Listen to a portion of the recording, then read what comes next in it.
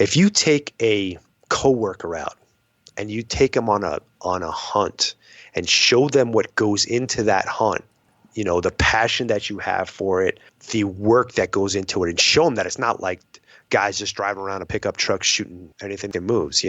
If they get an understanding for it, they're going to probably turn around and say, you know what, man, hunting is not for me. Or they're going to say, oh, I kind of like this.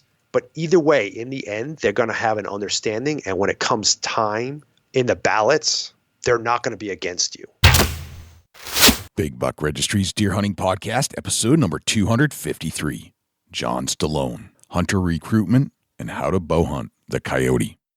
Support for the Big Buck Registry and the Deer Hunt Podcast comes from Hunter's Blend Coffee, imported directly from family farms, roasted and brought to you by hunters who support the hunting industry. Polar Works Coolers and the Chill Zone, specializing in the most durable, reliable thermal cups and coolers. Keep your drinks hot or cold in any element. Covert Scouting Cameras, remote cameras for hunting, wildlife, and security. Morse's Sporting Goods, a full line of sporting goods without the sales tax. And Big Buck Merch. You can get cool, high-quality Big Buck t-shirts, long-sleeve t-shirts, and hoodies. And show support for this podcast by visiting www.bigbuckregistry.com/MERCH.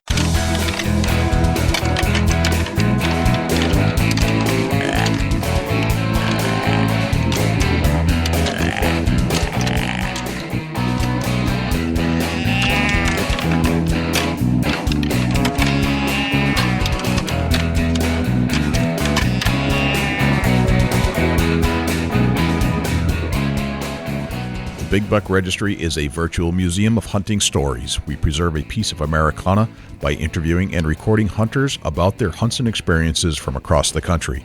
And who knows, maybe we'll learn a thing or two along the way that'll help us take our hunt to the next level. Hey everybody, this is Dr. Grant Woods from Growing Deer TV. You're listening to one of my favorite deer hunting podcasts on the internet, the Big Buck Registry's Big Buck Deer Hunting Podcast. This is Gordon Whittington, Editor-in-Chief at North American Whitetail Magazine, and you're about to listen to another great episode of the Big Buck Registry Deer Hunting Podcast. Hey, this is Melissa Bachman of Winchester Deadly Passion on the Sportsman Channel. You're listening to my favorite deer hunting podcast, Big Buck Registry's Deer Hunting Podcast. Hello, ladies and gentlemen, and fellow predators. My name is Jay, and thank you for tuning in to the Big Buck Registry's Deer Hunting Podcast. For Dusty Phillips and Jim Keller and the entire staff here at the Big Buck Registry, welcome to this week's show. There are a couple things I'd like you to do for us if you could. If you would, please check us out on iTunes, subscribe, and leave us a review. With your help, we're going to try and push this show up the iTunes charts. I know we have a lot of listeners out there, and I need you to take some action. I need you to leave a review and subscribe to the show. If you do subscribe, that'll give you access and notification each and every week that a new show is released. You can also access this show in its entirety on YouTube, Stitcher, TuneIn Radio, iHeartRadio, Spotify, Google Play, and as an Amazon Alexa skill. Go to Alexa and say, Alexa, enable Big Buck Registry. It's all right there for you to access on demand at your fingertips. Regarding the harness program, we have an ample supply of harnesses to give away from our volunteer donors. If you're in need of a full-body harness, please send an email to j@bigbuckregistry.com. Hunter recruitment is critical for our sport to survive. QDMA says that declining hunting participation is one of the single most important issues impacting deer hunting and management today.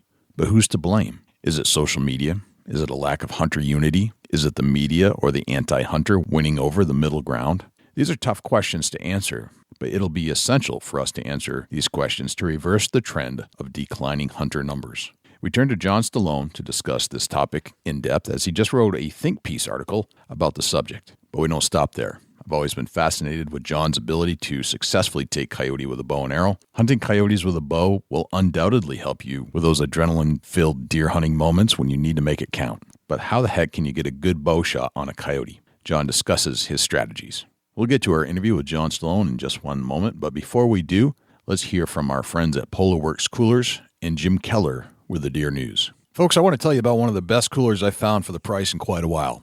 I was with my family the other day, and I couldn't believe the price on the cooler I was looking at.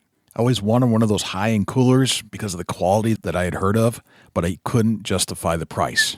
Then I found Polar Works. Finally, I found a company that understands quality and affordability. The Polar Works lineup is extensive and is filled with Polar cups, Polar tubs, and Polar soft coolers. What do I love about these coolers?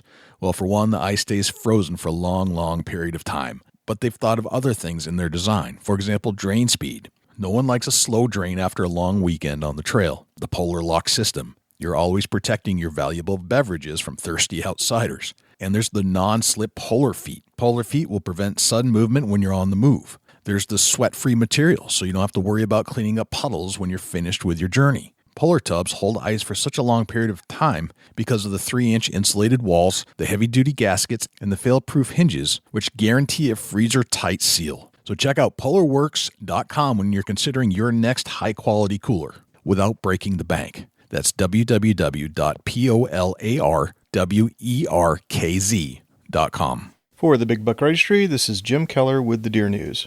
Our first story this week, public hunting land access expansion in wildlife refuges. This story is from the deeranddeerhunting.com website. Interior Department Secretary Ryan Zinke's recent proposal could open nearly 250,000 acres of hunting land to new or expanded hunting and fishing at 30 national wildlife refuges across the United States. Under the proposal introduced recently, more than 248,000 acres would be open to a new or expanded hunting and fishing at 30 units in the National Wildlife Refuge system. If finalized, this would expand the number of refuges open to public hunting to 377 and the number available for fishing to 312. During his tenure as Secretary of the Interior, Zinke has emphasized the need to increase opportunities for citizens to access public lands and waters. Sportsmen and women have a long-standing stake in the management of America's refuge system, beginning with the President Theodore Roosevelt's establishment of the first National Wildlife Refuge in Pelican Island, Florida in 1903. In the years that followed, sportsmen-generated funds from duck stamp sales have been responsible for the creation and expansion of hundreds of refuges across the country. The proposed changes will be open to public comment for a period of 30 days, beginning with their publication in the Federal Register. This notice will be available at www.regulations.gov at docket number FWS-HQ-NWRS-2018-0020. An interim copy of the proposal can be reviewed now. Officials struggle to grasp brutality scope of poaching ring. This story is from the OutdoorNews.com website. Prosecutors in Oregon have filed more than 100 charges in an investigation of wildlife poaching that has spanned state lines and allegedly left dozens of animals shot illegally and sometimes left to rot. Officials in Oregon and Washington have said that the case is among the largest and most complex they've ever investigated, but still have not pinpointed any specific motives of the alleged poachers other than to kill for thrill. The case began in November 2016 when Oregon State Patrol officers set up game cameras on the national forest land near the Dalles. The motion-triggered cameras captured images of people in trucks shining a spotlight into the woods, then exiting the vehicle with rifles and headlamps, according to Washington officers' investigative reports. The Oregon troopers later found a headless deer near the location where the truck had been photographed. A few days later, the troopers recognized the truck and pulled it over. Cell phones seized from the suspects, which contained photos and videos of hunts as well as text messages, ultimately led Washington officers to more than 20 kill sites in southwest Washington and several more suspects. 8 people were initially charged last fall in Skamania County with more than 190 counts of wildlife violations, including 33 felonies. More charges have been filed in other Washington counties since. Meanwhile, Oregon officials continue to work the case. In January, officials charged 9 people with wildlife crimes in Clatsop County, 3 of them with additional violations in Lincoln County, and 4 of them with additional violations in Clackamas County. But most of the Oregon violations, some 120 misdemeanors in all, allegedly occurred in Wasco counties. Officials charged William Jared Haynes, 24, with 45 counts, Eric Christian Martin, 24, with 42 counts, Joseph Allen Dills, 31, with 12 counts, Aaron Brian Hendricks, 35, with 5 counts, David R. McCluskey, 59, with 4 counts, Sierra Dills, 18, with 4 counts, Eddie Alvin Dills, 58, with 2 counts, Kimberly Catherine Crape, 20, with 2 counts, Wyatt Keith, 17, with 2 counts, Aubrey Nicole McKenna, 36, with 1 count, and Aaron Colby Hansen, 38, with 1 count. Charges included unlawful taking or possession of wildlife, including deer, bear, bobcat, squirrel, and cougar, waste of wildlife, hunting with an artificial light, use of dogs or bait to hunt for for the cougar and bear, criminal conspiracy, aiding or sharing in a wildlife violation, and altering, borrowing, or loaning a license, tag, or permit. Unlike Washington, where spree killing is a felony, Oregon's wildlife violations are misdemeanors, but this may change in the future. As investigators continue to pore over evidence, more charges could be coming in Washington. Experts say permethrin-treated clothing can protect you from tick explosion happening this summer. This story is from the OutdoorHub.com website. In case you've been sleeping in a cave the past few months, experts have been warning of a tick explosion coming this summer, and there might be a way to decrease your risk of getting bit. Permethrin-treated clothing. It sounds like a toxic nightmare, but permethrin is a common insecticide used to kill ticks, lice, and mosquitoes, along with other annoying pests, and now you can get your clothes treated with it to protect yourself while enjoying the outdoors. Research from the Centers for Disease Control and Prevention shows that permethrin makes it more difficult for ticks to latch onto your clothes, bite, or even move around, and they're now testing to determine its effectiveness on 2 species of ticks suspected to be on the rise, the Lone Star tick and the American dog tick. A new study, which was published in the Journal of Medical Entomology, ran tests on 10 clothing items purchased from the company Insect Shield to see how ticks respond to permethrin-treated clothes. It did not take long before all the ticks essentially lost their fine motor skills and fell off. Some lost their ability to move for at least an hour. Following CDC recommendations, those planning to spend time outside this summer should be treating boots, pants, and socks with sprays containing 0.5% permethrin. If you aren't comfortable handling it by yourself, you can either purchase or send in your wardrobe to Insect Shield and have them treat the clothing for you. Accidents with deer are up this time of year. This story is from the RadioIowa.com website and was reported by Pat Curtis. Motorists traveling across Iowa are at a greater risk for hitting a deer right now. Mick Klimesrud from the Iowa Department of Natural Resources says late May into the early part of June is the second worst time of the year for deer running into traffic. Only November ranks higher than June for vehicle-deer collisions. And the animals aren't just darting into traffic early in the morning or late at night. Another reason for the rise in the vehicle-deer crashes this time of year involves the increase in cars on Iowa roads due to the starts of the summer travel season. That concludes this week's edition of the Big Buck Registry's Deer News. Special thanks to Daniel Applebaum for leads on some of the stories this week. For links to the stories featured this week, please check our show notes at www.bigbuckregistry.com. If you have any ideas for future topics or have questions about any of these topics, please email me at jim@bigbuckregistry.com. For the Big Buck Registry, this is Jim Keller with the Deer News. Well, thanks to Jim Keller for the Deer News. Without further ado, here is John Stallone. John Stallone, welcome back to the Big Buck Registry's Deer Hunting Podcast. How are you, my friend? I'm awesome, man. Thanks for having me back on. It's like to have you back in the studio. This is great.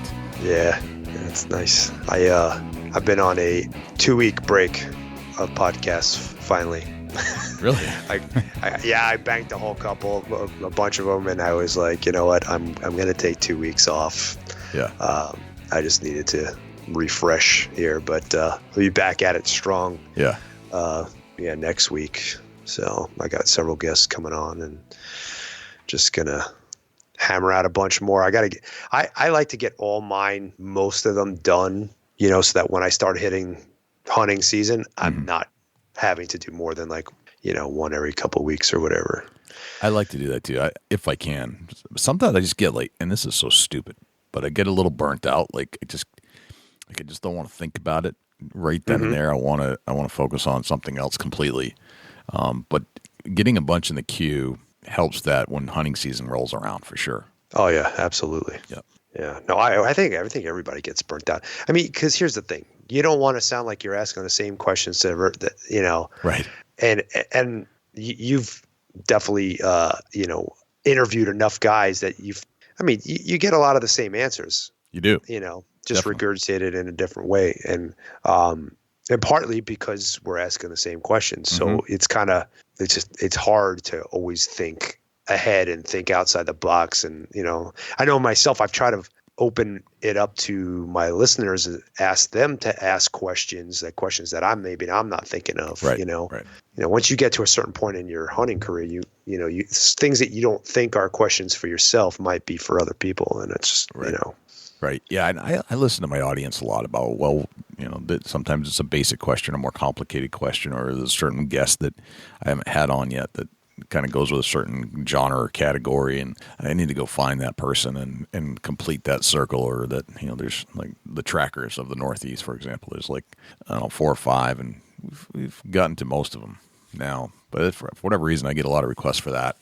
And then there's, but after that, it does feel like you're asking the same questions over and over, and you're getting very similar answers. And so you look for new and interesting people, or people that are interesting and different, and then try to find that person that's nobody's ever heard of. That's always fun. Or the topic that nobody's discussed yet. That's the hard part. Like what new rich content that nobody's discussed can I go find and bring back to my audience? Yeah, it's tough. I mean, if you think about it, eventually, I don't know, at least I feel this way. I feel like eventually you're going to run out of stuff to talk about. Right, right. That's my fear. Man, I might have to pod fade here someday. I don't know. Yeah. I hope not, but no. I mean, I think one of the things that I've noticed, or at least I've tried to do, is that even though a lot of these guys give similar answers, is to find the little nuances in those answers that make it different, that kind of add to, make that a little bit fuller, so to speak, that bit of knowledge fuller for you. Yeah. Right. Yeah, everybody's got a little bit of, a different twist. Everybody's got a different personality. Mm-hmm. Yeah. I want to talk to you today about a few things that are really off the chart here, and not our normal discussion, although related. You like to bow hunt for predators, and we've done predator hunting, but it's usually by gun. We've done bow hunting, but not for predators, and this is that exact uniqueness that I'm seeking, and that you're one of the guys that I recognize as doing this frequently and well, and it's not discussed very often. I don't see it done a lot, but I can't wait to get into this, because I don't know anything about it, to be honest. Let's get that out there. I don't know anything about how this works. It's real different. Yeah. It's different than most people think. I go coyote hunting in the Northeast. It's with a gun. Everybody thinks with a gun. But man, I don't, you're in a different area of the world compared to me, or you're using different weaponry. You're taking these predators with your bow and arrow. It's mind blowing to me.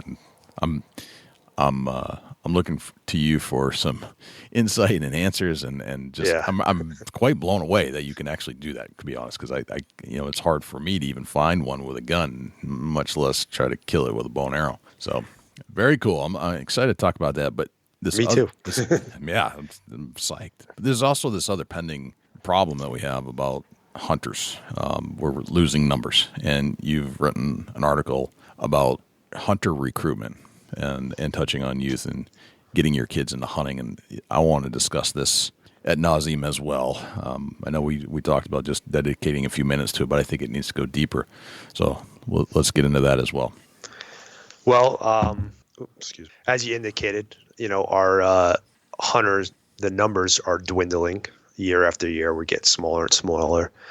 And really the only thing that keeps us in business, so to speak, the only thing that keeps us around is the fact that we generate so much money as an industry that the government can't ignore us. So really, it's just greed, really. Otherwise they would just shut us down. There would be no hunting. It'd be so much easier for the government to say, no hunting. We don't have to deal with all this lobbying and all this other crap from the antis, make my life easy, no hunting. But if it wasn't for the fact that we pay for so much of conservation, and we have so many jobs that are associated with hunting, from the government level down to the manufacturing and to the mom and pop places and guiding and so on and so forth, that it stems out into lodging, food, travel expenses, gas, so on and so forth. Right. And even goes into ATV sales and all this other stuff that aren't really calculated into the hunting industry numbers, so to speak, that if they were to do away with hunting, it could pretty much ruin the country, because it's that intertwined and been such a part of America for so long, for the United States for so long, that it would be devastating if it was to go away. Yeah. But we can't take that for granted. Every year, the numbers get smaller and smaller. And luckily, we're gadget-oriented people, and we spend a ton of money per person.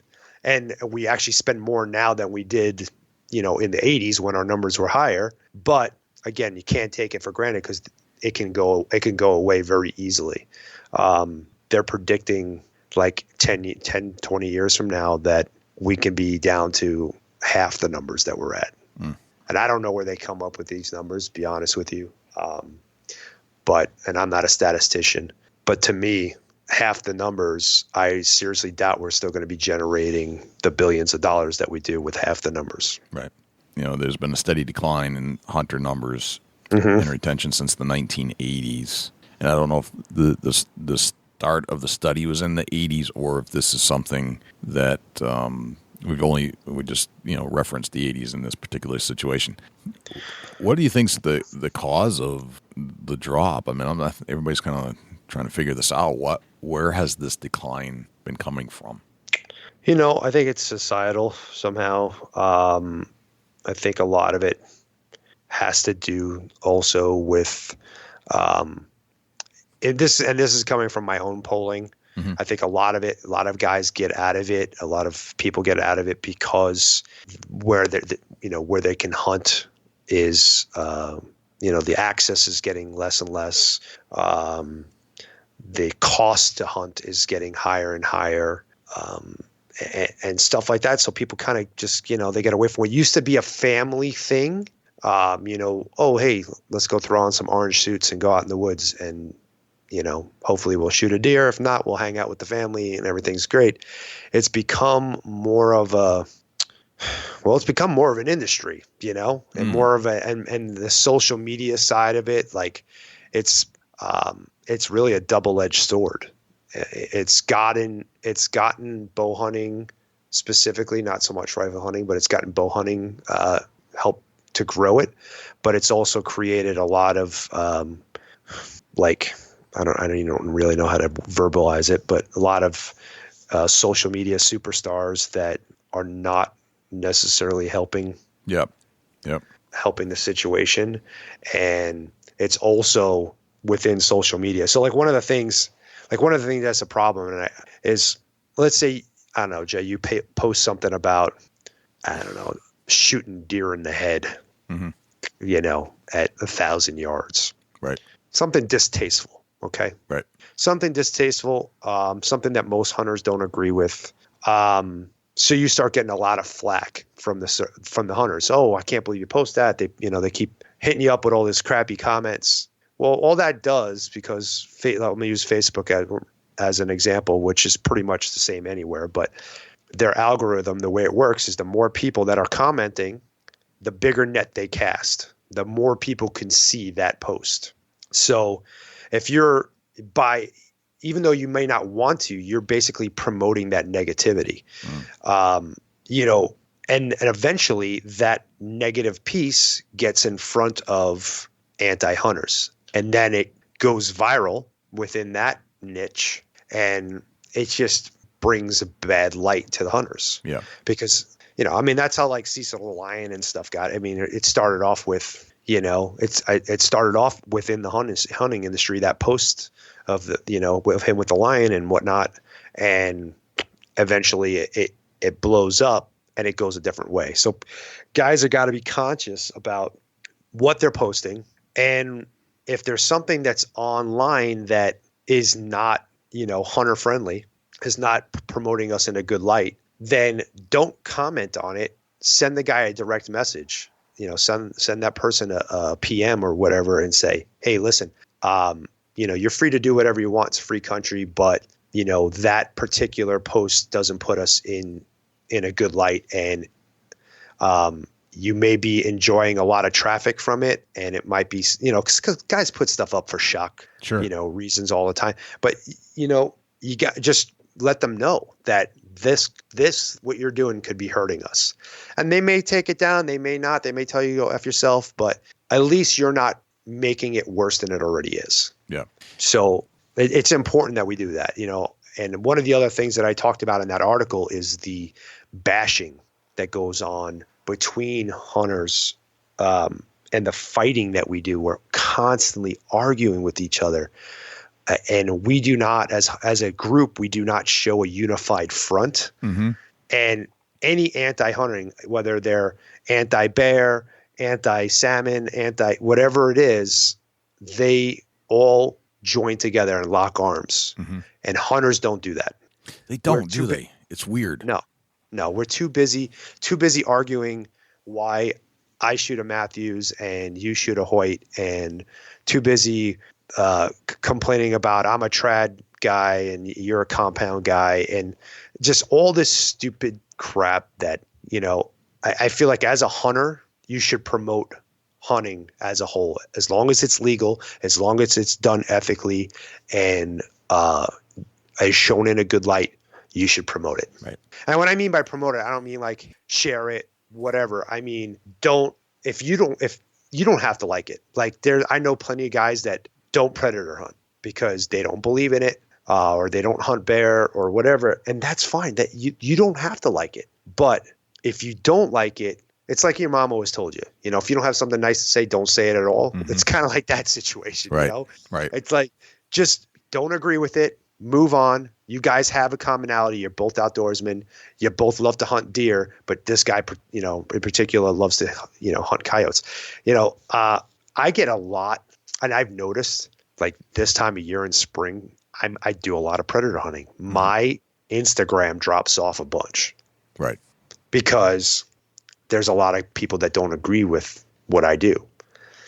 Now, I get some, hateful comments here and there. Like I posted a mountain lion picture up a couple months ago of a mountain lion that I shot. And I got several people that were like, oh man, I thought you were cool. And I loved your content until you started posting pictures of mountain lions. And I'm like, all right, man. I mean, I don't expect you to like it. I'm not like twisting your arm and putting a gun in your hand and go say, hey, go shoot that mountain lion. But I love hunting and I love all hunting. And, I try not to get into debates with people, but I let them know right off the bat. I'm like, listen, I mean, and forgive me if I sound conceited here, but I'm a certified wildlife manager, mm-hmm. certified deer steward. I have a master's in rangeland management and ecology. And so I research these things. I look at predator hunting. I look into all this. So I always look at things from management. I'm not going to do something that is going to hinder a population or possibly cause extinction or mess up or ecosystem of some sort. So like I'm doing it because I enjoy it, because it's legal, and because I think it has a purpose within hunting. Right. Right.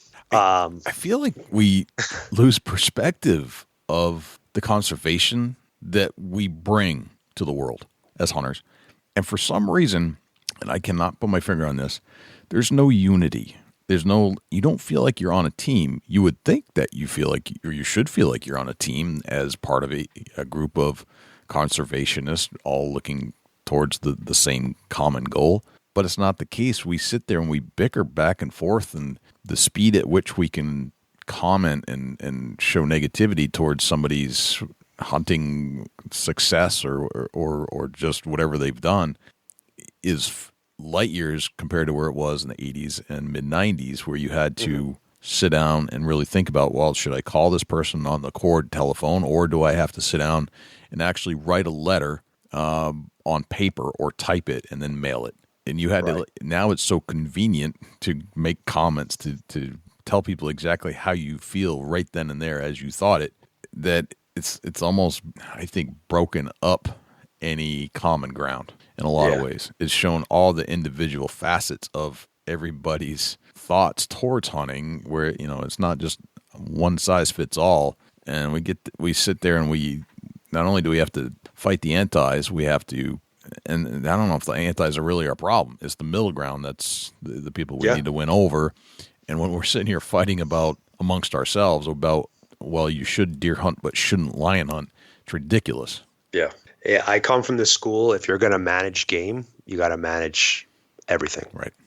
So, but I mean, what you were just talking about, I actually spoke with a couple of psychologists. And I was at a party with my wife and just two guys that happened to be in that field. And one of them was working on, and I forgot exactly the term for it, but basically from a society standpoint. And he was talking to me about social media and Facebook and all that stuff. So I'm going to back up a little bit before I get to that. Yeah. Part of the problem with hunting, it's a chest beater sport. It's a look at me, look how awesome I am. You know, that's our crowd cheering in the stands is when we post a picture or we bring the deer on the hood of the truck, you know, to the city center, because that's what it used to be, and show off that, you know, that buck that we just took. And so now it's no longer driving, you know, the pickup truck into the town square or whatever. It's posting it on Facebook or Instagram or whatever. And you're looking to get social proof. You're looking to get recognition for what you've done. Right. Okay. And you're looking at everybody else and you're comparing your accomplishment to everybody else's accomplishment.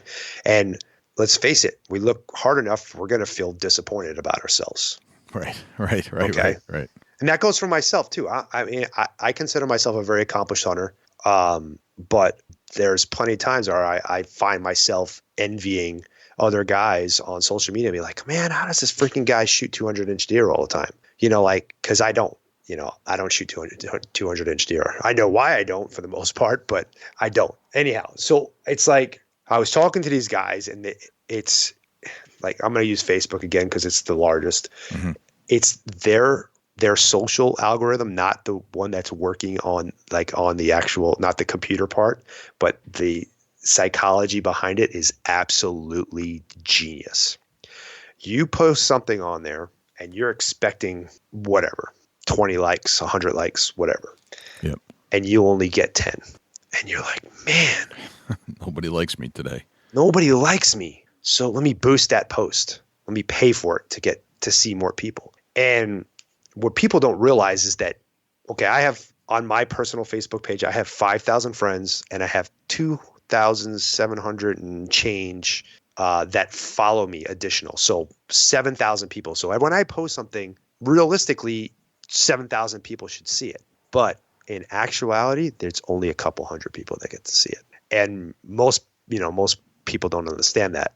So you're not going to get, 10% of your total, in likes or whatever. And it just makes you feel bad. It's just that, I don't know. I could go down this hole for a long time. Yeah, seriously, we could talk about this for a long time. It's a bigger issue. It's a huge issue. It is. But the bottom line is, we need to be more united. We need to support each other. We need to stop bashing each other. If you don't agree with something, just keep your comments to yourself, unless it's something that's hurting us as a community.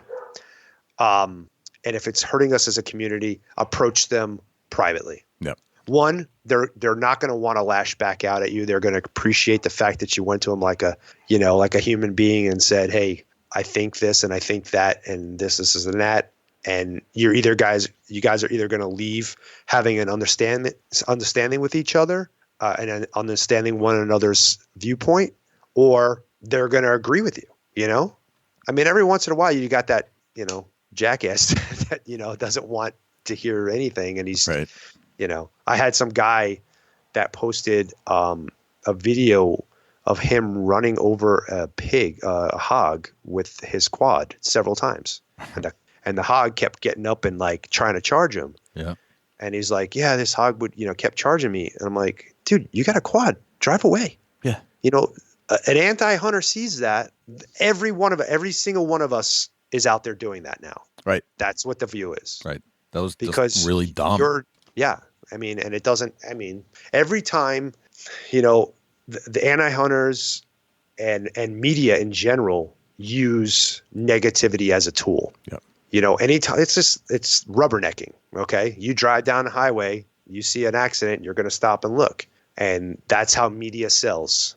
They're going to put out the negative stuff. They're not going to promote hunting as a, positive thing.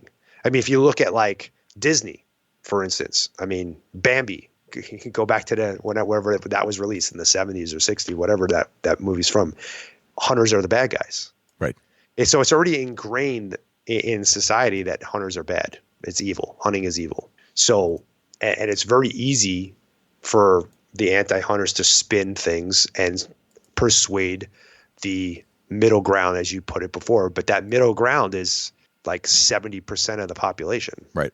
So, it's very easy for them to persuade. And that's why, like, all these campaigns for, the dogs that we need to save and the cats and da-da-da-da. But, if the general public really knew where that money went to, that it went to lobbying and fighting us as opposed to saving that cat's life or that dog's life or whatever, but anyway, I digress. Yeah. It's so weird that hunting took on a negative connotation back when Disney was making its films, where, because I think of my grandfather, that was his generation, and he's the one that taught me to hunt, and it was a great thing, and that everybody engaged in it, and it was a social thing, but it also was healthy for you, and it got you outside, and this is what it was all about, was getting outside and actually trying to harvest your own game, and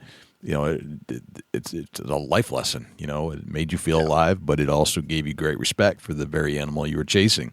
And it comes with a great deal of responsibility and conservation. So that was the lesson that my grandfather taught me, yet his generation was the one that started this whole thing about hunters are bad. Yeah. Yep. I don't know. It's weird.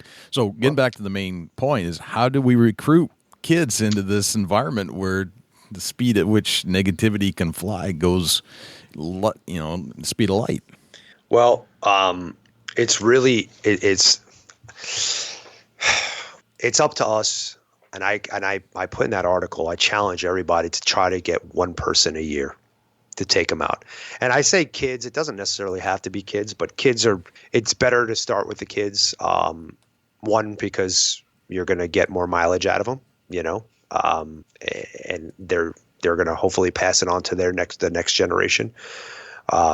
Whereas if you had somebody that's already in our generation, it's not necessarily going to get passed on to the next generation. If you're working with kids, you got to make it fun. You got to make it comfortable. You got to show them early success. So don't take them on, some crazy mountain hunt where they're got to hike all over the place. Don't go sit them in, freezing cold on, in a tree stand or a ground blind for hours on end. Start with some.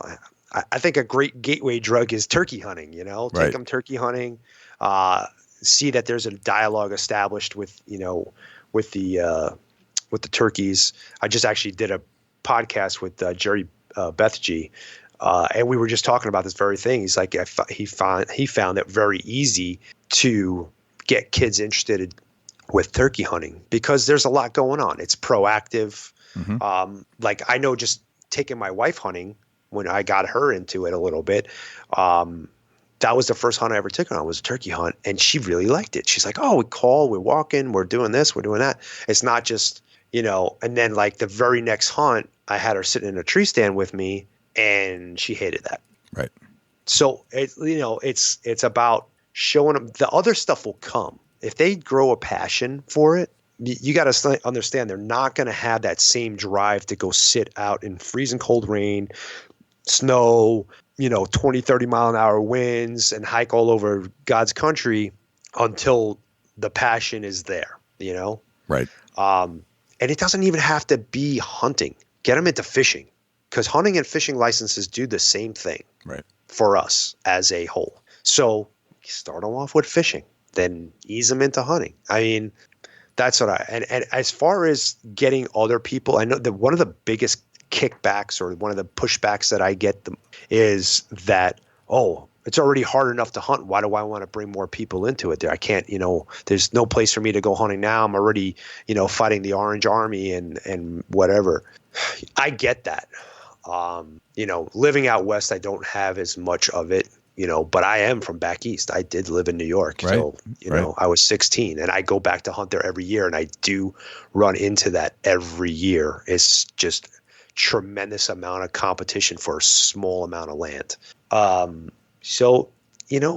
It's not, we don't necessarily need them to become hunters. If you take a coworker out and you take them on a hunt and show them what goes into that hunt, the passion that you have for it, the work that goes into it, and show them that it's not like guys just driving around a pickup truck shooting anything that freaking moves, if they get an understanding for it, they're going to probably turn around and say, you know what, man, hunting is not for me. Or they're going to say, oh, I kind of like this. But either way, in the end, they're going to have an understanding. And when it comes time in the ballots, they're not going to be against you. They're going to have an understanding. They can sympathize with you and what you're doing, And I always talk to people about conservation, and I always educate people that have no clue.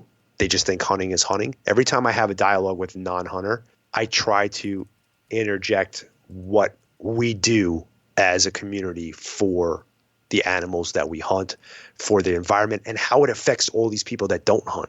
Because the reality of it is none of these animals would be here today if it wasn't for us. Right. That's exactly right.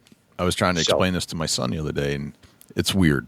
And I don't know where this is coming from necessarily, but he says, I don't like hunting. Yet I've taken him hunting, taken him fishing, taken him trout fishing, bass fishing, pumpkin seed fishing, deep sea fishing, tuna fishing, and he's loved all of it. Taking him turkey hunting, taking him squirrel hunting. He's enjoyed it, but not as much. The turkey hunting, I think to him, he has a patience of a gnat. He can't sit for any time, so even waiting for the turkey to come in or roaming around trying to get action, he's told me that I don't like hunting. So you don't like hunting for you, or you don't like hunting in general? Like you don't agree with it? He goes, I don't agree with it.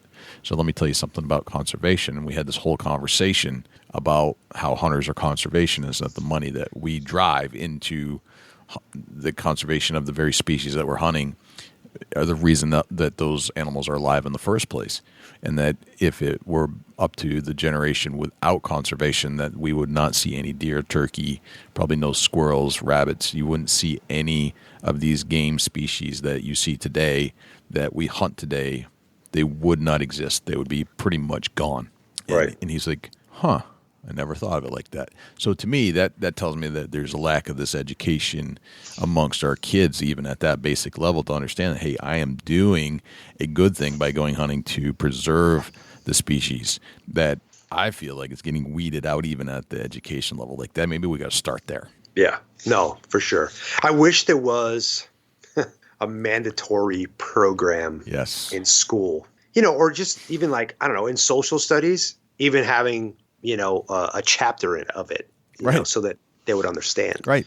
It seems like it should be in a textbook somewhere that this is how this happened, right? I feel like by 5th grade they have a good grasp on society in most aspects, and if they inject it there, something like that, I think it would be amazing. But the problem is we're not organized enough to even get that going. I know, we're still fighting amongst ourselves to even think about organizing that aspect of it. But I don't know, maybe some of us influential people need to band together and start some kind of a coalition grassroots thing to get this thing back into the public schools. We're thinking way outside the box, but that's what we do. Well, it's funny that you say that. So I tried, and there's a symposium coming up, the R3 symposium. So that might be something if you're, and I'm trying to remember where it's at, but if you want to get involved in that, I'm thinking about going. I have a little bit of a scheduling conflict. I'll look it up for you and I'll send it to you. Okay. But it's basically anybody. It's open to anybody to go, but it's mainly geared for people that have a voice in the industry to go and find out ways and bring up ideas and discuss. It's a 3-day thing. They call it R3, so recruitment, retention, and my brain is off, but there's a third R. Okay, yeah, I trust you. And it's that's a great platform for it. But I was going to say is it's kind of sad how, what's the word I'm looking for? Absorbed we are. When I launched this initiative, I reached out to like 50, I want to say 40. It was 40 of my quote unquote friends in the industry that are, that are influential, that have a big enough voice. And I said, no, I'm doing this. I would like it if you guys can jump on with me on Blue Jeans. And, hopefully I was hoping that I would get like 5 to 10 people that would join on with me and do a, video conference. So I'm not asking them to go anywhere. I'm asking them to take an hour out of their lives. Right. And these are all people that have probably done podcasts with me. So they've already, taken an hour out of life to promote themselves. They know the gig. They know the drill. Yeah. So to take an hour out of your life to sit and discuss this and come up with some ideas on how we can drive it, how we can saturate the Hunter Up. I call it the Hunter Up Initiative. The Hunter Up Initiative into the social media line through all our outlets. Yep. I was hoping by July 1st that I can get this out there and start making a difference. Yep. Even if we're changing 1% of our community, to me, it's worth it. Right. It's worth the time that I put into it. It's worth the effort. But not a single person made themselves available for that phone call. Had a bunch of people respond, "Oh, this is great." I mean, every one of them responded and said, "This is great. We're on board," but not a single one of them took time. Tells me we're still in conceptual phase and not in action phase. We're not in. Yeah, I mean, the day that I released that article, so obviously my blog has statistics. I had just released a binocular review. Yeah, I had 1,200 reads on my blog, my binocular review, the same day that I released my Hunter Up Initiative, and I had 126 people read that. They're so worried about gear and what binoculars they should buy for their hunt, but they're not worried about hunting. You know what it is you can't see it because it's not going to happen in our lifetime. Right. It's not going to happen in our lifetime. Right. Same reason why we go and eat McDonald's, because 30 years from now when that affects me, it's 30 years from now. I can't even think about that. Right. So anyway. Yeah. Well, we should probably move on to the next subject that we're going to spend 10 minutes on. Right. So worthy conversation. I mean, you can't get these things off the ground until you have good conversations like that. And that's where I think we got to start, and then have action plans and action items as you leave. What are we going to do about it? It's nice to talk about it. What are we going to do about it? Anyway, well, let's take a coffee break. And when we come back, we'll pick up where we left off with our interview with John Stallone. Oh, that's good. Hey, I'm Jimmy Sykes of the Spiritual Outdoor Adventures TV show. I love coffee. And in 17 years of filming Spiritual Outdoor Adventures, we've traveled all over the world, and we have tasted coffee. I try to find the best coffee I can possibly find on every continent in dozens of various countries. And I just got to be honest with you. When I found Hunter's Blend Coffee, this is one of the top coffees I've ever tasted. And I have a 3-point taste test. I want to know, is it bold, and yet is it smooth? And I don't want it to leave a bitter taste in my mouth. And that's exactly why I love Hunter's Blend Coffee. Now, there's another reason, actually 2 or 3 more. One of them is this. They cut out the middleman as they find growers in less advantaged countries.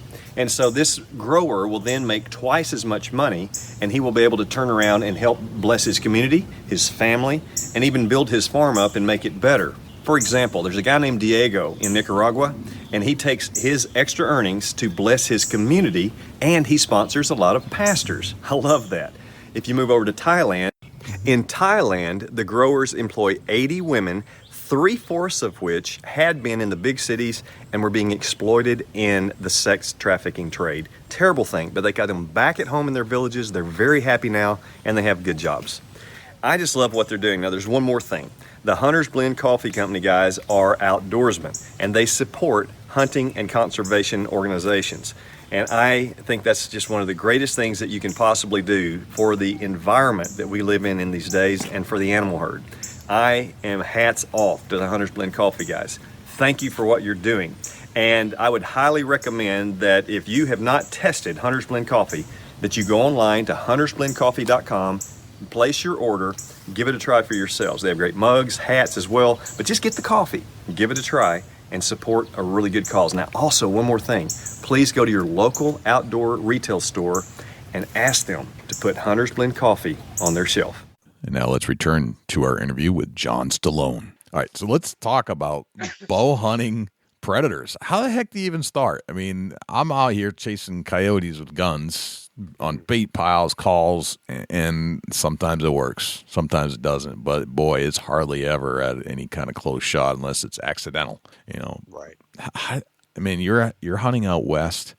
I'm hunting out east. How do you get close to a coyote? Well, that close to shoot. I mean, you're a good shot. I've seen you shoot bow at good ranges. So let's start there. But maybe it has to do with learning to shoot a little further out. I don't know. I'll let you explain. No, I would say the majority of my shots on coyotes are under 40 yards. Wow. Okay. Yeah. And well, let me back up here because you kind of opened the door for this, for people's minds to wander. So yes, I live in Arizona, and yes, we have lots of coyotes. But I've called in and harvested with my bow coyotes all over the United States. Okay. Including New York, Kentucky, South Carolina, Florida. Okay, so there's no differential. I mean, the eastern coyote is the coyote we're hunting in New Hampshire. The sounds you use change. Okay. Yeah, sounds you use change, but that's about it. Okay, because I'd like to really become a better predator hunter. I think if I can even get decent enough to hunt them the way you're hunting them, that'll help me even with a gun. So I'm all ears. I'm all ears. So let me start by saying this: I am not an expert coyote caller. Okay. I am not the guy that can, I don't call in coyotes every single stand. I have a pretty high success of calling in coyotes. I'm getting better and better at getting them to come in. But what I do have is, and I'm hunting with a bow, myself personally, 85% of the coyotes come in, I kill them with a bow. Okay. I have a very high success rate of getting them killed. And let me back up a little bit and tell you why I got into this to begin with. So for me, I'm always looking at trying to improve my hunting. I want to be a better hunter. And I wanted to hunt year round. So I started hunting predators, and I started hunting them with a bow because I wanted to be a better bow hunter. You're going out there hunting with a bow or hunting predators. You're learning woodsmanship. You're learning how to read sign. You're learning how to use the wind, all this stuff.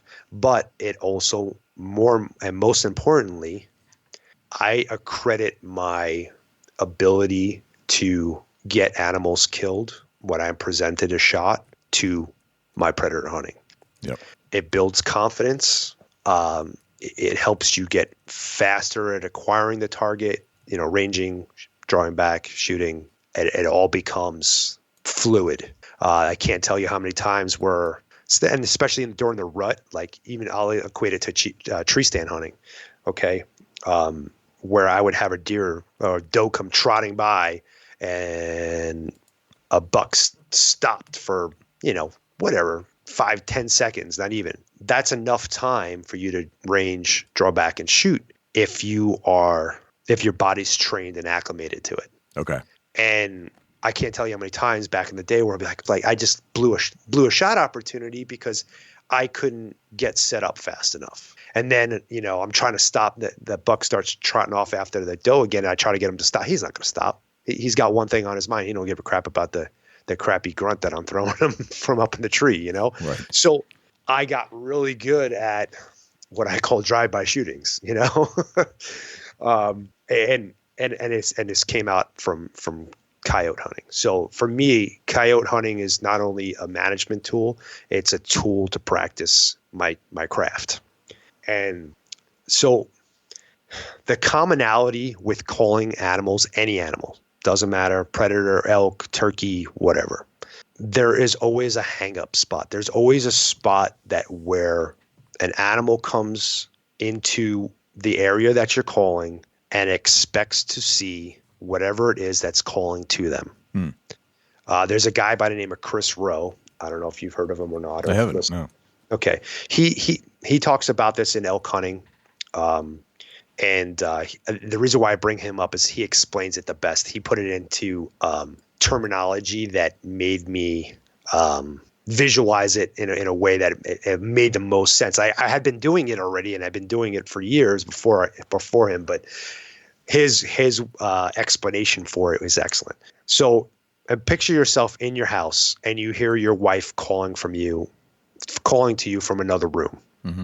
Okay, you go over to that room, and you hear her calling, and you look in the room, but you don't see her. And she continues to say, "Hey, babe, come in. Hey, babe, come in." And you don't see her. You're going to think something's fishy. You're going to want to verify with your eyes that your wife is in there. Otherwise, sounds coming out of this room, but I don't see my wife. Right. And that's the same thing for animals. And that's, like I said, any elk, deer, coyotes, bobcats, lions, tigers, bears, whatever. It's all the same. So really, it all becomes about the setup. So that's why, as a rifle hunter or whatever, it really doesn't matter. When you're setting up for a rifle for coyotes, we're going back to coyotes, you just want to be able to see for a long distance, and have clear shooting lanes. Right.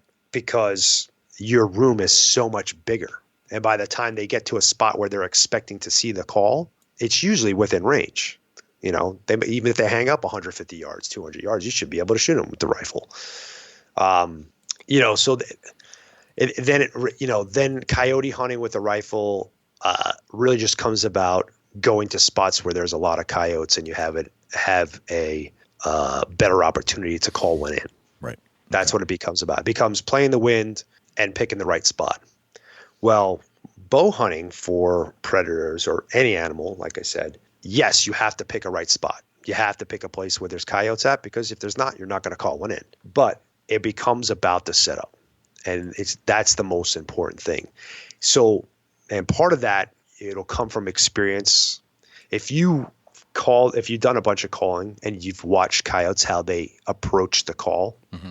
and get an idea of how they react to it, when you start walking through the woods, you start, looking for a place to set up, you have to envision, because you want to direct traffic, so to speak. You want to be able to make that coyote come in to where you want it to be. I put up a couple of videos on YouTube like 10 years ago, and they do a real good job of describing that particular portion of it. But I'll try to paint a picture for you here visually, okay.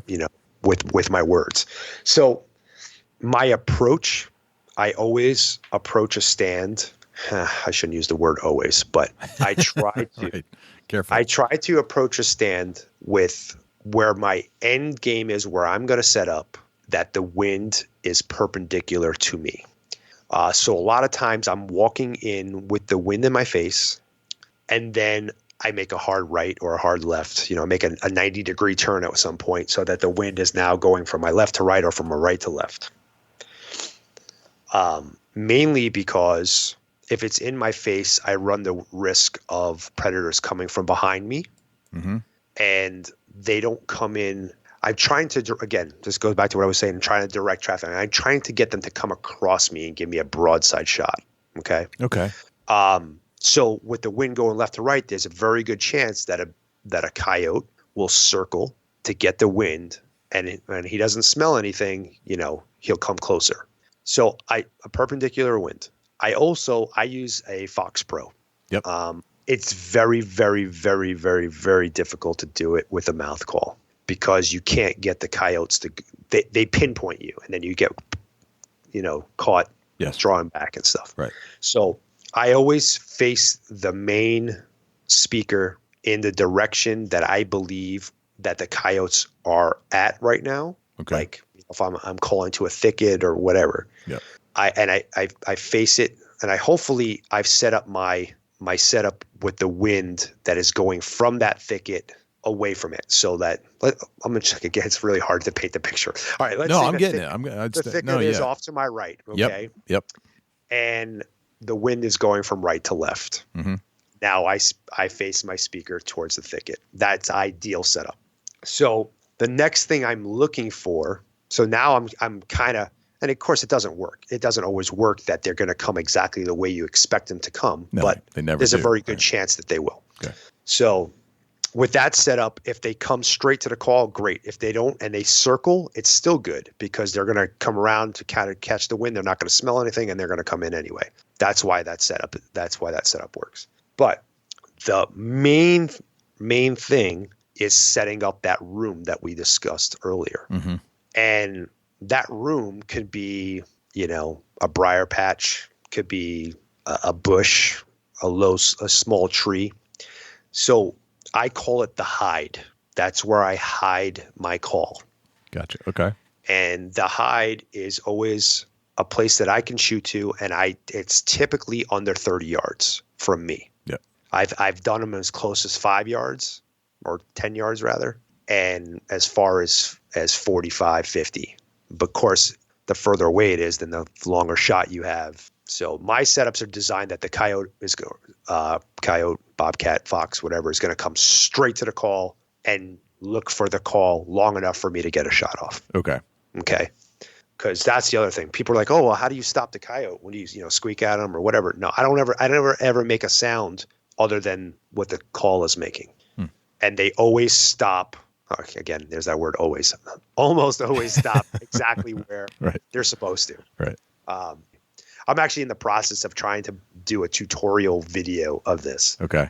Again, it's very hard to visualize. And the terrain is going to dictate what these, what the hide is going to be. It might be a boulder pile. It might be, a rise. It's something that obstructs the vision of the coyote to the call that they physically have to come around to inspect to see into it. Gotcha. Okay. All right. Yeah. Oh, that makes sense. All right.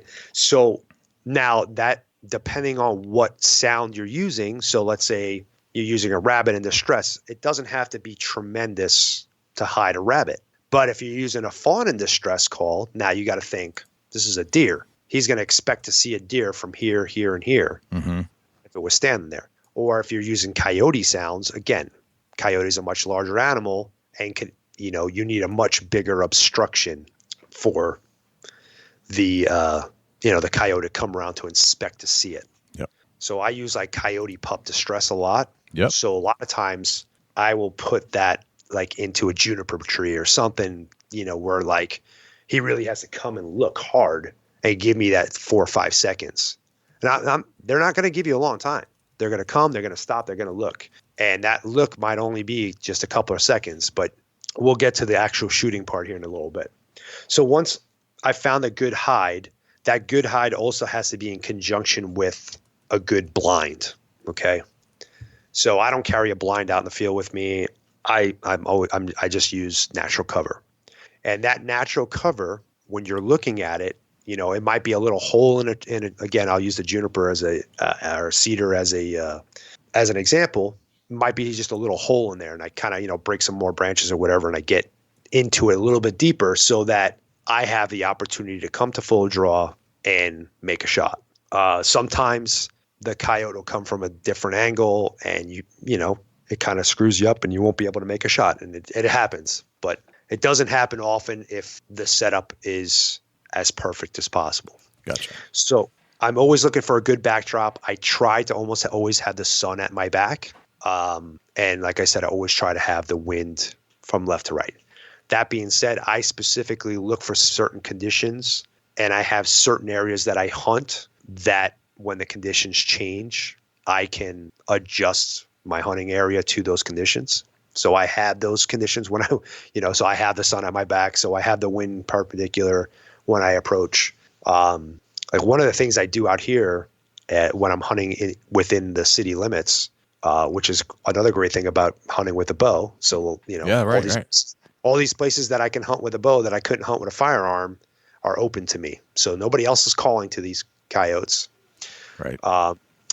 Anyway, so one of the things I do is like I'll use the road. I'll use the main roads. A lot of times it's just a big blocked off section, like it's got roads on 3 of the 4 sides or whatever. And I'll park on the road and I'll walk in depending on which way the direction of the wind is or which way the sun's coming up, Okay. Basically adjust to and I look now, specifically like here in the desert, like I'll look for, and I do this, back east as well. I look for drainages, thick areas, something that would hold, like, let's say a lot of rabbits maybe, or, someplace that a coyote would be hunting or would be, depending on the time of morning or the time of afternoon, we're getting to the spot where they might be bedded down, where they'd be bedded, and I go and I attack that area based on the time of day and where I think coyotes would be during that time of day. And then I look for a setup that fits that description that I gave you earlier. Okay. So looking for the hide, looking for the perpendicular wind, looking for the wind that's moving, you said right to left or left to right? Either way. Yeah. Okay. Just as long as it's perpendicular. Or even slightly quartering, is fine. I kill a lot of coyotes that come in straight head on. Okay. Even though the wind is going left to right or whatever. But what I don't like is when they come from behind. But if the wind is going from left to right, if they come from behind, a lot of times they'll take a kind of like a wide crescent run towards the call and still come across you. Gotcha. I've killed plenty that came from behind me that very same way, because if you walked kind of in a straight line to your spot, chances are they're not going to be coming in directly behind you because you walked through there. If they were there, you would have spooked them. So you're also betting on that they won't circle around downwind of you, I assume, or doesn't it matter? Well, they're not going to circle around downwind of you because you're not the one making the noise. Right. Yes. I mean, scent cone wise, after a certain, distance, if the call is only 20 yards in front of you, your scent cone's eventually going to match up with the sound. And yes, they can, and I'm sure it's happened. But I've never once witnessed a coyote wind me, except for one time when I was with a kid that I took out, and he showed up smelling like God knows what. And I knew we were going to get busted, because if I could smell him sitting 5 yards away from me, a coyote could smell him from 100 yards away. Right. So maybe I should have backed up before I went through all this talking. I approach coyote hunting like I approach whitetail hunting. Okay. I am scent free everything. My approach when I walk into my stand, and I call these, these are coyote stands, I try to be as quiet as possible. I try to be as stealthy as I try not to, especially when I'm out here in the open areas. I don't skyline myself. I try to make as low impact of an approach as possible. And that, I feel, has made my opportunities to see a coyote go way high. Gotcha. I know a lot of guys that approach, that drive up, park the truck, walk out 50 yards and make a call. And then a coyote comes and hangs up there 200-300 yards, and they just shoot it because they got a rifle. Not going to work with a bow. When I drive in these dirt roads or whatever, when I'm not using the main roads or whatever, and I'm like hunting more wilderness type stuff, I park my truck where it's hidden from view. And my stand is never, if I look back and I can see my truck, I don't care how perfect that setup looks, I don't do it. Because if I can see the truck, coyote's going to see the truck. Right. Okay. And he might still come and you might still see one, but he's not going to come close enough to you to shoot him with a bow. What I'm talking about works excellent for shotgunning as well, which I think is a good way to get into this, practice with your shotgun, because a lot of guys have trouble watching coyotes run away, and you're going to watch a few run away if you're going to start off with the bow. Yep. So do it with a shotgun, and this works out great with the shotgun. The shotgun, you could actually do something that you can't do with the bow, and that's choose even thicker areas and thicker setups. So like, with the bow, you can't really shoot through brush. You can't. That was one of my thoughts. And like, how open does it need to be in order for this to go down? Because obviously bows aren't going to carry through brush like a bullet would. Right. Not very open, actually, to be honest with you. I look for quite a bit of obstruction, actually, because I know I'm not going to get busted. Yep. And I know that as long as my shooting lane to the call is open, and I have a couple to either side, I have a very good chance of shooting one. Okay.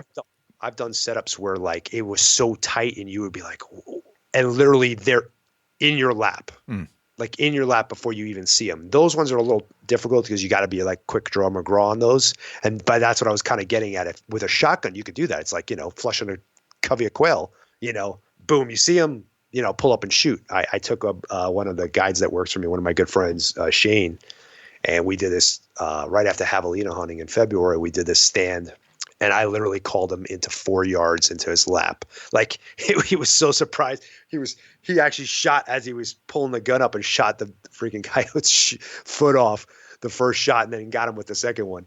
But yeah, you can, with a shotgun, you can call them in. You could choose really, really tight spots. If they're really tight and thick, then the whole area is a room. They have to come right to the call because they can't see it. Just like you can't see them, they can't see what's calling to them. But chances are, since they're running and you're not moving, you're going to see them before they see you. And with a shotgun, like I said, you can take a snapshot very easily. So going back to the bow, I look for, somewhat open, not very open. And that's the thing. Everybody wants to see. You got to get that out of your head. Like, yeah, you want to see them. You want to see them when they're at 50 yards or 60 yards. Just enough time for you to draw back so that when they get to 20 and 30, you can make a shot. Yep. Gotcha. That's what it is. You don't need to see 200 yards. You don't need to see 100 yards, whatever. I can very, very rarely can I see past 100 yards. Very, very, very rarely. Okay. And you're using the Fox Pro, and what do you have other than the Coyote Pups Scream 3? What other sequences are you using? Or does it matter? I assume it difference or would matter depending upon the time of year, like we've talked about with the guys from Fox Pro. Depends on the situation.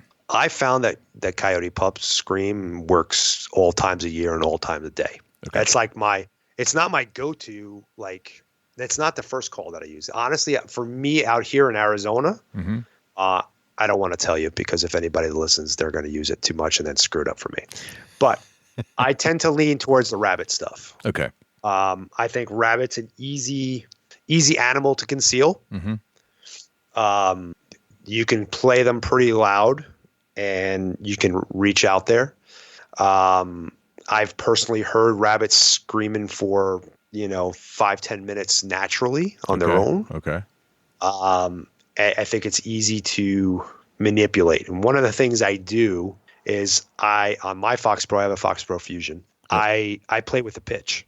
I play with the pitch and I play with the volume. Okay. So that it changes up and it doesn't sound the same monotonous sound over and over and over again. Gotcha. Okay.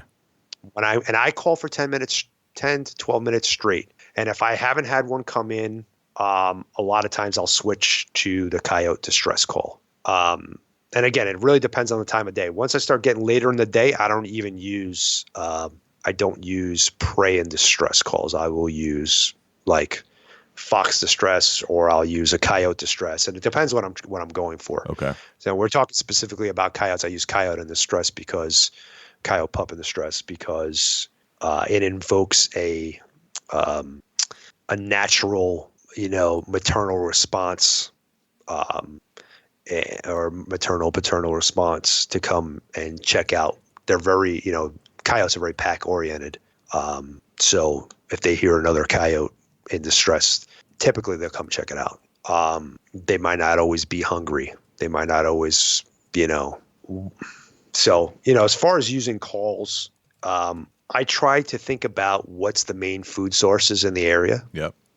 And use that call. What's likely, if you're in a place where there's a lot of bobwhite quails or whatever, and, bobwhite quail in stress might work. I know kitten in the stress works really well in a lot of places. If I'm looking to like call on lions, I've used javelina in the stress works really well for me here. Like some of the domestic animals, it really just depends. Like if you, that comes with you being able to read your area. Yep.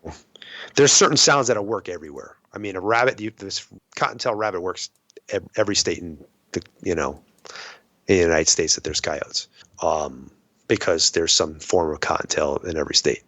So, mice, rodent and stress stuff, that stuff works. But my go-to here specifically is a rabbit, and I use a lot of the coyote. I use some kitten. I use some gray fox calls. Gray fox fighting with a coyote works real well because they're kind of mortal enemies. They hate each other. Okay. So that usually will bring in the cavalry. Sounds like you're mixing it up. You're using multiple variations. I mix it up when I find that one's not working. Okay. But a lot of times I go to my go-tos. Gotcha. And only because I've had a lot of success with them. And one of the things that I've done is I never call in the same area. Like I always give 3 to 6 months between going back to an area to call. 3 to 6 months. Yeah. Wow. Okay. Why? Because if I've called in there before, especially if I called something in and didn't kill it, if I call something in and I do kill it, 3 months. Because then a lot of times it takes about 3 months for a new coyote to work back into that area. Okay. If I've called something in and I've gotten busted, definitely 6 months. And the reason being is I don't like to educate them, and when they come in, I don't like them to come in skittish.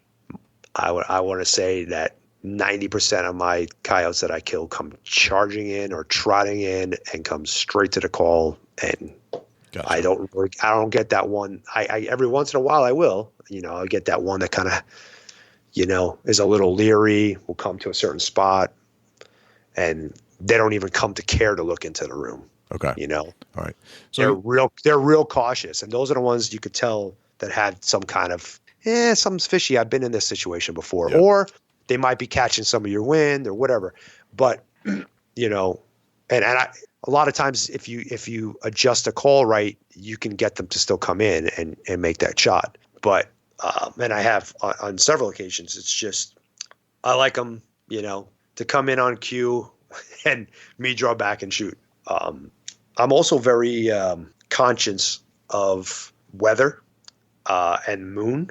So, nights that there's a full moon, I know that my only opportunity is really going to be that first call in the morning, and I could get away with some midday stuff. And depending on what time the moon rises that evening, I might be able to get away with 1 or 2 stands in that later part of the day. I look for major changes in weather, like especially if it's raining all night long and it's going to clear up for the morning. Get out there that morning, because those coyotes had a hard time that night trying to get something killed, and they're probably very hungry. Super windy all day long, then it calms down right before dark. Make a call, make a stand. Right. That I look, especially now as it gets hotter and hotter. Oh man, I can't, I wait. I kind of give up. Hunting from now to, if I get a couple of clients in, I might hunt till June, because it's still fairly cool in the morning and it cools down enough in the afternoon. But then I'll wait till August when we get monsoons. And man, I play those monsoons every time we get heavy, hard rains. Second the rain lets up, I'm out there. Okay, so you're playing the rain just like you would almost like a deer hunt. Yep, absolutely. Yep. Snow, same thing. Mm-hmm. Just inclement weather. Yeah. Gotcha. So cool, man. I think that opens my eyes to how to, in detail, set up my stands, even if I'm not bow hunting, just set up close encounter coyote sets from here on out. And you're saying that this works West Coast, East Coast, doesn't matter. Yeah. Okay. Yeah. I've killed quite a few. Okay. And you like to play with the pitch. The pitch is something I've never played with, but you're saying that's important. Pitch is huge. Okay. Now, here's a caveat to that: is you're always looking down at your controller, you're going to miss a coyote. Yeah, that I hate. Especially right. So when you're now, some of them, I know Fox Pro, you could kind of program it and set your own Yep. So you set that up. My Fox Pro has Fox Motion, which already plays with the pitch, and then it switches speakers back and forth, messes with the volume on its own. That works really good too. But I never start off with that. I will call for the first 2 minutes where it's directional, because I want the coyotes to come from that, like I said, come from a certain direction. Then I'll switch it to the Fox Motion. Right. Because of, I don't want it to sound monotonous or whatever. And it also kind of, it adds a realism to it. Yep. Let me back it up one step further. Before you even get to the spot, how do you decide where the coyotes are, or even that they're even there, and within an area decide, hey, this is the direction I'm going to point my Fox Pro at? Okay, so you can do, you can make educated guesses, which is what I normally do. But if I was like going to do a competition or something like that, which I haven't done in years, but I would go out at nighttime and I would do some coyote howling, and just locate coyotes in areas, and then it's just like roosting a turkey, for the next morning. Right. Yeah. Right. Yep.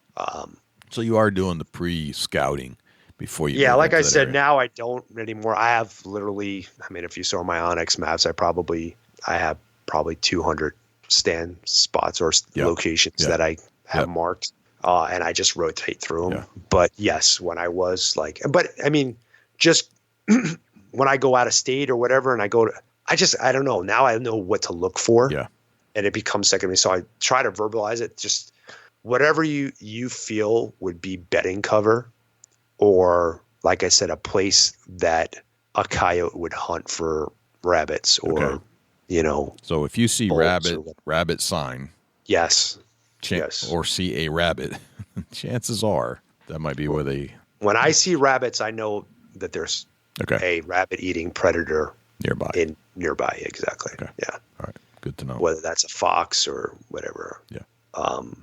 We talked about coyotes, but if you want a fox hunt or whatever, fox pup distress, smaller animals like rabbits and birds. You're not gonna call a fox in with a bigger sounding animal. I have here and there, but because fox got small man's disease, they come looking for a fight. Yeah.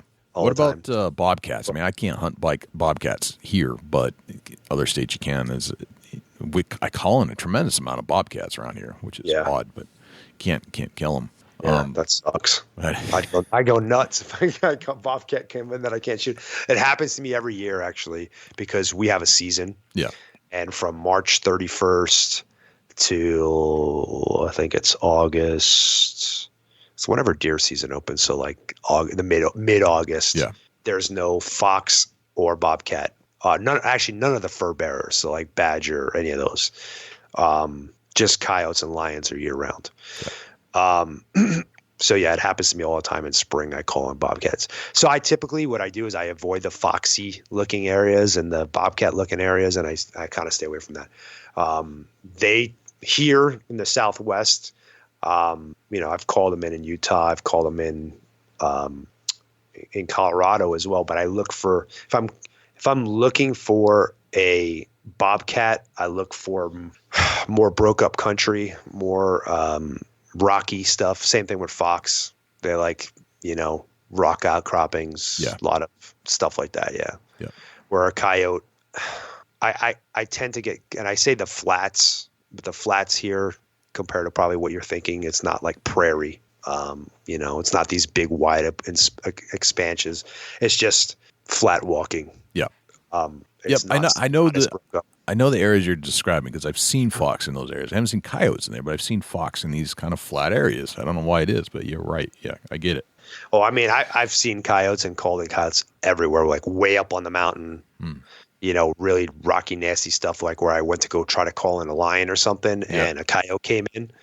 But yeah, coyotes are occupied. They're so adaptable and they're so opportunistic that they'll be anywhere. Yeah. Gotcha. Cool, man. So, well, John, I think we've covered quite a bit of content, and we've shared our own opinions about the future of the hunting industry and hunter recruitment, and great education on how to set up for a coyote for a bow kill, which I would think would carry over into any coyote hunting situations using a Fox Pro. That was a very detailed description of where to go, how to set it up, how to find them. Absolutely perfect description. I appreciate you doing that. No problem. I enjoy talking about it. Well, now, in the event that we didn't answer somebody's question, or if we've created more questions than answers, where can we reach out to you to find you or your website or read about your articles? I mean, you can find me on any social media outlet, but if you want to read my articles, go to johnstallone.me. Okay. That's .me. That is my blog, and pretty much everything's connected to that. My outfitting service, my podcast, all my articles are there, gear, but you could also email me through there. And we have an Ask the Pros section. So if you want to, shoot me a line, had some questions about whatever, I'm always, make myself available to answer those questions. Yep. Because it goes back to what we were talking about earlier, and I don't want to open up another can of worms, but there's a lot of guys out there that will not share information, especially with new hunters, and it's deterring people from wanting to get into hunting. Yep. So I do my best not to alienate people. But I mean, if you ask me a question, where should I go hunt? I'm going to teach you how to fish and not give you fish. So. Right. Teach them to hunt for a lifetime. Exactly. Yep. Gotcha. Awesome, man. It's been an honor and pleasure to have you back in the studios, John. It's always a pleasure just chatting with you. We just fun talking to other podcasters and guys that get it. Yeah, absolutely, man. I fully enjoy it, and I love being on the show. I love talking hunting. So I appreciate John coming on and talking about an issue that is really critical to our future as hunters. Think about that for a second. Hunter recruitment is down. Hunter involvement is down. So how do we solve this problem? Well, this is a question that will not be answered on this show completely, but certainly needs to be discussed endlessly if we are going to preserve our hunting heritage. Dusty, do we have a Chubby Tines tip of the week this week? I do. The Chubby Tines tip of the week is sponsored by Morse's Sporting Goods. Firearms, used firearms, bows, used bows, located at 85 Kentucky Falls Road in Hillsborough, New Hampshire. Give Jim a call at 603-464-3444, morsessportinggoods.com. Your dollars go further in New Hampshire. There's no sales tax. Morse's Sporting Goods. We got hunt season. It's just a few months away. It is the time to get your camo out, get it cleaned up, washed up, do whatever you need to do to get it ready. And it's time to start thinking about killing that scent on it. It's set around, all spring, and now we're into the summer. It's time to start thinking about that kind of stuff. What would you recommend we start doing right now to start thinking about scent? It varies for different areas and different terrain. And, right now I go out and just take a pair of nippers and cut off some cedar limbs. And I take a toter box, which is a plastic toter box, and I throw the cedar right in there with my camouflage. That's cool. I like that. That makes sense. Is there anything else besides that you start prepping for, or you just get there first? Yeah, I like to focus on my scent right now. Just getting that ready, and obviously it's food plot time and other things, but right now my focal point's getting on that scent control. Okay. Start early, and you won't have to worry when it comes time. Right. Excellent. Dusty, where can we find you when you're not hanging out here in the studios with me? Shoot me an email, dusty@bigbuckregistry.com. You can look me up on Instagram and Twitter @ChasingAntler, Facebook.com/Chubby Tines Outdoors. Jay, where can the people reach out to you when you're not on the mic? Likewise, you can shoot me an email, jay@bigbuckregistry.com, and you can visit us on Facebook, facebook.com/bigbuckregistry. We're also on Twitter, which is twitter.com/bigbuckregistry. We're also on Instagram, instagram.com/bigbuckregistry, and YouTube, which is youtube.com/bigbuckregistry. On YouTube, you can listen to all of our podcasts in their entirety. As far as videos are concerned, it's a boring video, but the audio content is there, so you can actually listen to our podcast. You can also listen to all of our live shows that we've done on Thursday nights when we do them, and we've gone back and re-interviewed a lot of our previous guests we had on the show just to put a face to a voice, let's put it that way. You can always listen to our show on other places as well, not just YouTube. We're found on Stitcher, TuneIn Radio, iHeartRadio, Spotify, Google Play, and as an Amazon Alexa skill. Go to Alexa and say, Alexa, enable Big Buck Registry.